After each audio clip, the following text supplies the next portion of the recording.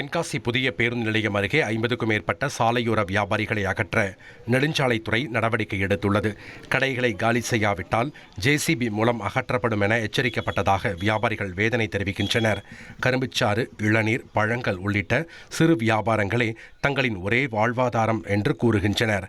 மாற்று ஏற்பாடுகள் இல்லாமல் கடைகளை அகற்றினால் வாழ வழியில்லை என்று கூறும் வியாபாரிகள் மாவட்ட நிர்வாகம் தலையிட வேண்டும் என்று கண்ணீர் மல்க கோரிக்கை விடுத்துள்ளனர். எந்த புள்ளால தூக்கி வீச முடியுமா? என்ன செய்யணும்னு அது முதல்ல சொல்லுங்க. இந்த வளர்ப்பில தான் எந்த புள்ளால வாழ வைக்குது. நான் இனி இதுக்கு மேல என்னால முடியாது. அவங்களுக்கு விஷத்தை கொடுத்து நானும் சாவத்தான் வேணும். என் வயசா, எந்த வயசு என்ன, என் வீட்டுக்கார வயசு என்ன, எவ்வளவு வயசாயிட்டு நாங்களுக்கு ஒரு உதவி இல்லைன்னா நாங்க என்ன செய்யணும்னு சொல்லுங்க முதல்ல. 1,26,00,000 மனங்களை வென்ற தந்தி டிவி யூடியூப் சேனல். தவிர்க்க முடியாத தம்ப்நெயில்ஸ், கலக்கலான கான்டென்ட்ஸ். நீங்களும் இந்த குடும்பத்தில் இணைய இப்பவே சப்ஸ்கிரைப் பண்ணுங்க.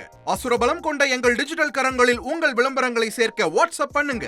8939888838. Email advtthanditv@dttv.in.